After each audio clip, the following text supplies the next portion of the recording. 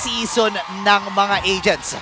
Ang bilis na pala ng ating draft. Magsisimula na tayo. Ayan na! Nararamdaman na natin yung enerhiya ng ating mga audience dito sa EVM Convention Center. At ngayon, alamin na nga natin, first pick, AP Brin. Wow! Game number 1, again, Valentina. Hinahanap natin dito sa ban on both sides. Very typical on the red side na may Joy and Nolan ban. Knowing na first pick ang AP Bren, pinamalas kahapon ni Kyle TZ yung kanyang Joy laban sa RSG. And of course, being a red side, mahirap ibigay yung Nolan sa first pick. So AP Bren, ang ginagawa naman nila dito is tinatanggal nila yung mga power picks na usually ginagawa ng Blacklist. Kasi sa Blacklist International, yung red side nila, ang pinakamataas na pick rate ay yung Terizla, yung Edith, yung Fredrin, and Valentina. Yeah. Now, the Edith and the Fredrin is out. Wala na rin yung Akai na favorite ni Sensui versus the Trinity matchups. Kailangan baguhin ni Blacklist International yung first two picks sila. I like this kasi lalabas sa variation ng Blacklist yung kanilang first two picks. Yeah, and actually nakikita nga natin dito na pwede ang backshot pero alisin. Nako, flexi talaga ang ipapamalas dito. Since we nakita natin ang buong Blacklist na naging flexi din pagdating sa jungles nila, di ba? Kumbaga, ito yung challenge naman ni Blacklist na, Yan. sige, tanggalin mo yung mga junglers, may bagong hero Sensui. Now, Matilda has been picked up. May Valentina option, ang Blacklist International. May Valentina Terizla actually. Pero meron ding school of thought na pwede mong kunin agad yung Paramis ni Yue kasi okay lang din naman ibigay yung Valentina if ever. Pero Angela, nga naman, open yung Angela. And Renny J! Angela! Wow! Unless they swerve this Valentina, kung maalala natin, Blacklist International sa history nila, ginagamit nila to sa jungle. Hindi na tayo makakakita ng hula-hula muna kung kanino ba to, kung kayo ba siya o kay Rene J kasi dalawa agad sila na pinakita kung ano yung gagamitin nila. Hindi ka sure. Basically, hindi ka sure. So AP Bren, pwede silang kumuha dito ng mga anti-sustain lineups. So gusto mo rito ng burst, pwede pa rin naman yung mga Kadita para kay Few. Pwede rin yung Assassins para kay Kyle TZ. Open ang Fanny actually, pero they went with the Martis and kinuha nila yung Terizla ni Edward. So now, the explainer for Blacklist International, may mga Benedetta pa naman, may Yuzong, may Khalid. Although natin masyado nakikita yung Khalid. Benedetta would be a good choice kasi may maneuverability laban sa AP Bren. Kasi kapag hindi mo pinik yung Benedetta in this point, baka maban on the side of AP Bren. Pero again, you still have to concern yourselves with Blacklist International na kapag hindi sila kumuha ng jungler dito, mauubusan si Sensui. Okay, parang pino-force sila dito na mapunta doon sa route ng mga fighter assassins dito itong si Sensui. Pero ngayon, I think pinaka-safe ay kumuha muna sila dito ng marksman. Ayun na nga. Bruno ang kanilang kukunin. Yeah, instead of the usual Iritel Angela. Yep. Na mahirap nga naman din talaga mag-Iritel, lalo sa harap ng Martes, Matilda, Terizla. Yung Bruno, not really great against Terizla, pero may pang-save kasi. Meron kang Angela, and nandun yung damage output mo laban sa Terizla and the Martis. And looking at the draft index, makikita natin medyo malakas and napaka-potent ng early game ng Blacklist International. Yung kanilang early spike ay nandun, especially with the Bruno na kaya mag-push during the mid-game. Pero ang meron dito ang EP Bren is pwede nilang dagdagan yung kanilang isolated pick-offs. Kasi again, hawak nila yung Matilda, may damage sila coming off from the Terizla, tapos yung decimate factor na pwede manggaling kay Martis. Yeah, vision and crowd control din kasi yung isa sa mga bentahe ng gantong klaseng lineup na meron para sa AP Bren. Pero kasi ang problema, may Valentina sa kabila. Hindi ko sure kung counted na ba dito yung mga potential ultimates na pwedeng kunin ng isang Valentina. Pero siya ang aalisin dito ng Blacklist International. Respect lang. Yeah. Respect lang. Kahit hindi natin masyado nakikita yung Iksha sa kamay ng AP Bren, re-respetuin nila yung matchup kasi lamang din naman talaga yung Iksha laban sa Bruno number 1 yung range and one of the rare marksman na kaya lumain laban sa isang Bruno. Parang ngayon, ang Lancelot na lang ba o kung iilang jungles na lang natitira para kay Sensui at this point Pero ang tinanggalan muna nila ay si Edward at this point, the Yuzhong na parang, okay, kailangan talaga at this point, Super Marco, maalalayan natin. Tsaka explain removal din. Benedetta na lang yung naiiwan kay Edward. Open ang edit Edit is first ban. Pala. Sorry. Edit is first ban. So Blacklist International, pwede ka magtanggal ng marksman dito. I think warranted yung Claude ban. Either yung Claude or yung Bruno. Ay, yung Brody. Kasi yung Claude, it does provide late game, even up against an Angela. And may pangtawid kasi yung AP Bren So kailangan mo pa rin isipin, yung Brody naman, napakalakas sa team fight. Yeah. And kayang-kaya niya lanean yung Bruno. Pero Hilda, Ay! okay, mukhang assassin, Assassin. yung lalabas dito sa kamay ni Sensui. Unless tanggalin ng AP Bren at this point. Pero Kaso ang dami eh. Oo, may Karina, nandyan yung Fanny nga, available din. Yep. So, tingnan natin ha. Pero so far kasi hindi pa natin nakikita si Sensui na gumamit na gano'n. Or, baka magpo-pull in ko pa sila. Ay. Ano sa tingin mo rito? Okay, tinanggal yung Derot. So, okay, gets ko yung Poparin ko pa. Sobrang bilis niya, but I don't like it against Matilda. Pero dahil baka may Angela kasi, baka confident na blacklist na i-go to. Aha. Unless, nag-Guinevere din si Sensui. ay, nakita natin yung kahapon. Yeah, from Irad. Kay Red. At parang nakita rin natin Oh. previously na kapag naman si Super Marco, nakapag-clean din yata siya. Yes. So, Oo, tama. baka hindi malabong kuhain niya yung makakalamang ng sobra sa laning phase. Kasi and as far as I remember, Oheb, kahapon, nung hinayaan lang siya ng sobra, nakailang Bruno games na tayo na sobrang nabaligtad bigla yung Oo. laban. Pero in this case, again, I think for AP Bren, mas safe yung mga tulad nila Kari, nila Brody, kasi it's very good against Arlot. Yep. Mahirap mag-Clint laban sa isang Arlot kasi yung early game talaga mahihirapan ka for AP Bren. Even though meron ka namang pantawid, still you want to be you want to be safe. Pero may pa rin may factor pa rin naman na pwede siya. Ang danger lang talaga kay Clint is yung burst damage mo hindi super reliable kasi may Angela Yun nga eh. from Blacklist International. So they went with the Brody and paparesan natin na ito ng Paramis, I think. Oh, Ay! Okay. Wow! Wait. Sobrang ganda ng mga assassins dito for Sensui. If ever nga may assassin dito sa kamay ni Sensui, although pwede tayong bumalik sa mga Grok. May mga Grok initiations ni May Sensui. Mino yung pa nga Grok siya jungle, dati, may di ba? Mino jungle nga siya. May Guinevere jungle din. Lance not so much. Kasi medyo egul sa Matilda Teresa Martis. Oo Ah. nga. Hellcurt pwede. Ay, Ang dami, no? So, dito naman susubukan ngayon ng Blacklist International. Hanzo. Nasali ba ako? Hanzo. naririnig kaya nila? Yung mga tao Hindi, hindi. sumisigaw din. Sumali na rin eh. Malay mo nga kasi, pero parang narinig ko si... Yes! Yes! Yes! Debut pick, ladies and gentlemen! Oy! Wow! Napapayes ka? Ba't napapayes ka, Okay, Midnight? grabe yung yes mo eh. Hindi ko na maalala kung sino yung kausap ko kahapon. Pero sabi ko, bakit wala nagbabarats dito sa playoffs? Nako. Napakadaya ng barats kapag may kasamang support utility hero. Ang tindi niyang frontliner. Ang dami mong ways to peel. And hindi siya ganun kadali patayin. Even though may CC immunity, yung Martis, hindi mo siya pwede basta-basta lapitan dahil sa Detona's welcome. So yung peel ng Blacklist International para kay Oheb ay napakahirap basagin for AP Bren. Ang daming pwedeng lumipad ngayon. Lumilipad na dinosaur, lumilipad na ibon. Ang dami pa nating pwedeng abangan so far. Pero watch out, of course, for the Smart Power prediction because at some point in the game, a poll will show up. You only have until the timer runs out to comment your prediction with the hashtag SmartPowersMPLS12. One lucky commenter who guesses correctly will win a redeemable in-game code. Remember, keep an eye out for the poll. Ito na. Eto na. Nararamdaman ko na ang enerhiya. Anong oras pa lang pero parang hindi bagong gising ang iba pa sa ating mga kasama. 2 PM na pala. Saktong-sakto magsisimula na tayo at nakikita nyo ngayon kung gaano kasaya at ka-hype ang mga audience natin dito sa EVM Convention Center. Kaway-kaway at suportahan nyo na ang inyong mga kupunan dahil magsisimula ang laban na direktang tutungo sa M5. Hindi ko na maalala yung huling tagpo na nakakita ako ng isang Barats. Ako kalaban nyo nun. Ay, oo. Ay, Sa ano yun? Sa wow. customer yan. Ay, wow. Customer yan. Sa Sa custom yan. Pero ang kinaganda kasi rito sa Barats, ako lagi kong ginagamit to kapag may mga Terizla akong kalaban. Kasi sa Turtle at sa Lord, ang gustong gawin ng Terizla ay penalty zone yung jungler. It's hard to do that against sa Barats. Kasi number one, wala kang pantakas. Yung damage na ilalabag mo kay Barats, kapag nakain ka niya, babalik lang dahil i-heal lang din siya ng kanyang ultimate. Pero alam mo, wino-worry ko dito Ano yun? Tandaan natin, si Flap TZ.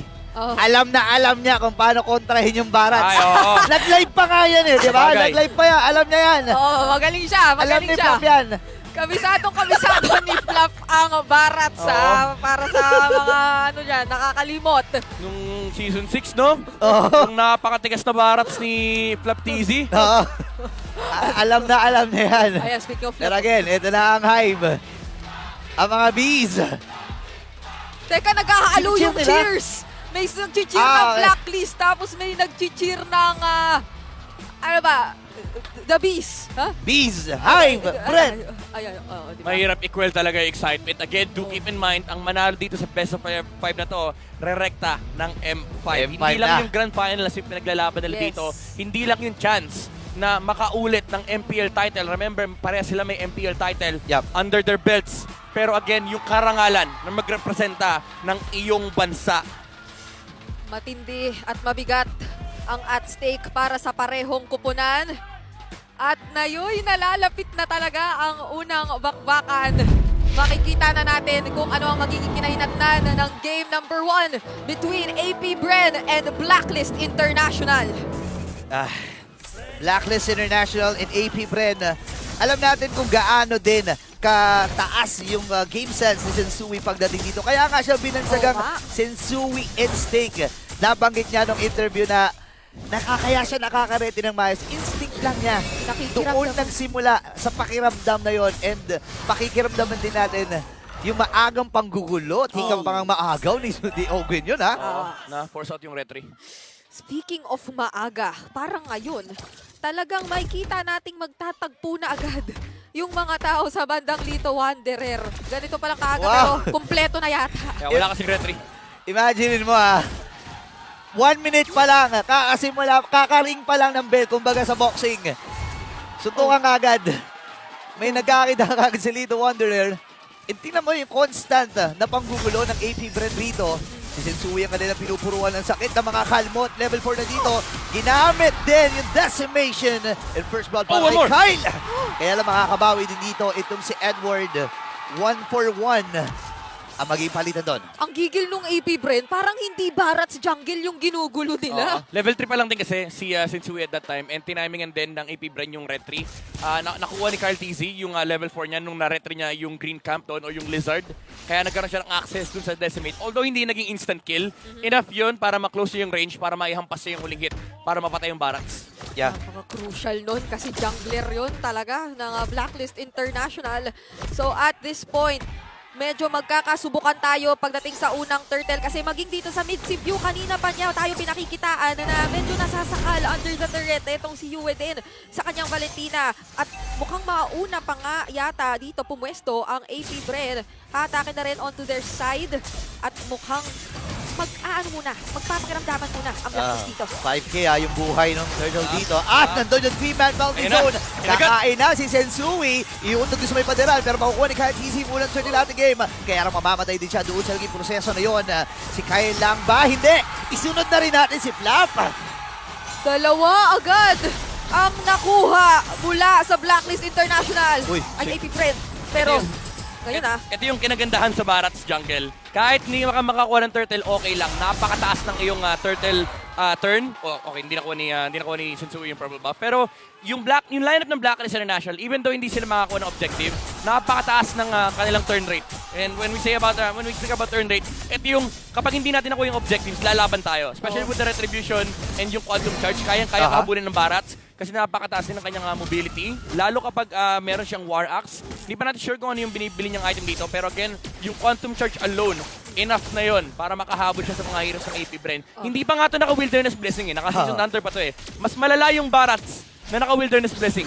Hahabulin ka nun ng Gambase. at so far, yung mga turn o bawi na nakukuha ng Blacklist ay napapasakamay kasi ni Edward.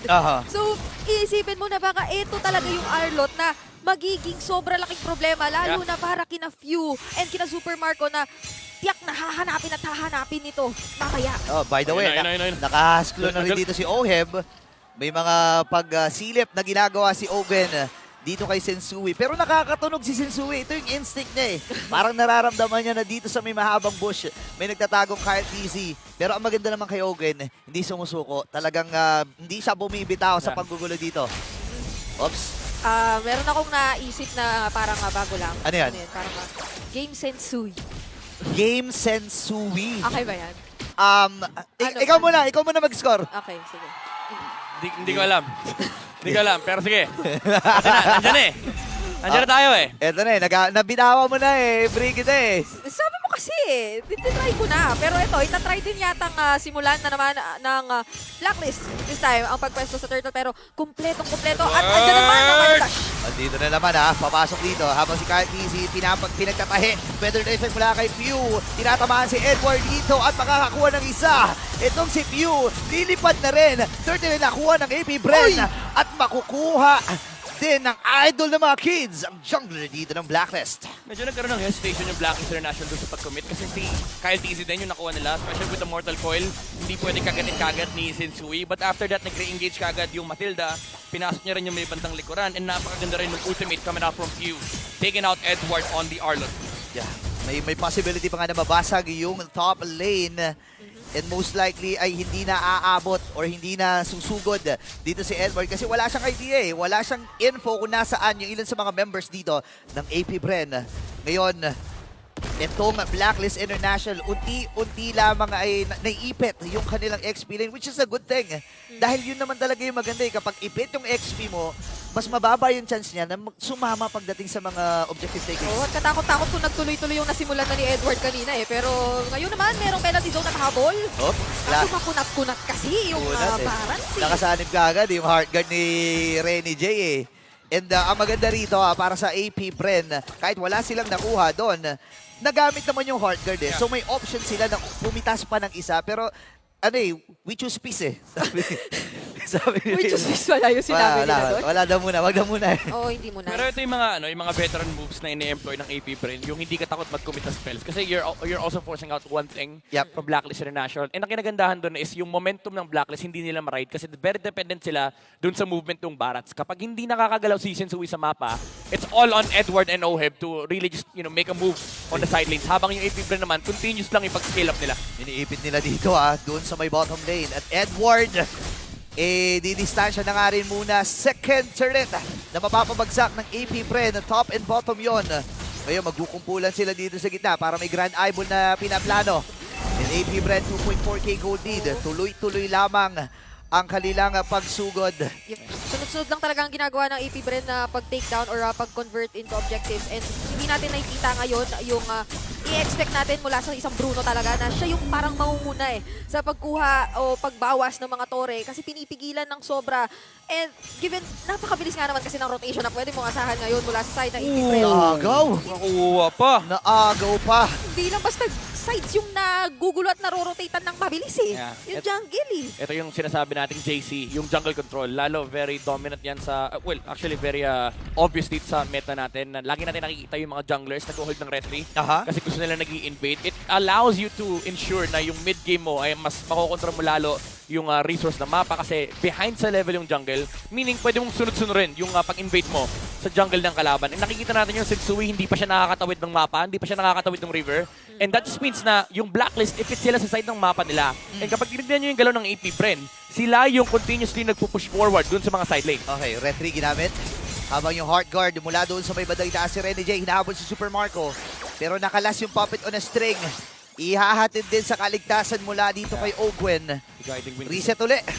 Hindi muna tayo makakita ng makakasama si Owen. Oh, Pew! Pero penalty airstrike dito.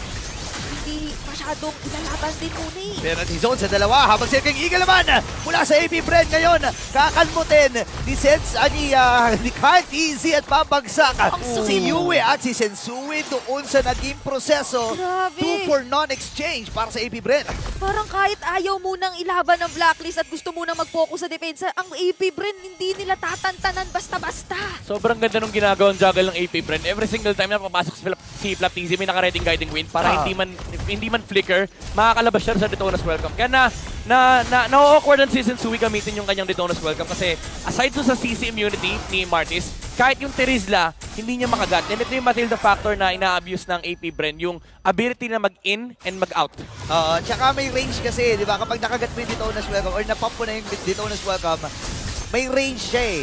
Kapag nahatak ng guiding wind, mababaklas doon. So, good idea kagad para sa AP Bren or go signal, green signal kagad para sa kanila sa Bees na mag-engage. Ngayon, sinosolo na lang ni Kyle TZ yung unang lord ng ating game.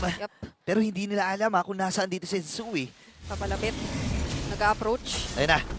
Itatry kaya dahil dalawa lamang ang players ng Blacklist International dito at mukhang hindi na sila palalapitin pa. Kinuha na at sinecure ni Kyle TZ yung Lord para sa AP Bren. And again, ang hirap talaga ng pinoint out dito ni Midnight. Ang pinaka makikita o i-expect nating lumapit lang dito ay either si Flap or si Kyle. Pero si Kyle TZ kasi parang kaya niya namang i-dodge on his own yung Detona's Welcome. Whereas si Flap nga, kapag ka nag-penalty zone siya papasok at siya yung pinaka-abot lang ng Detona's Welcome, pwede lang siyang mag-kiting with pants, tas flicker pa.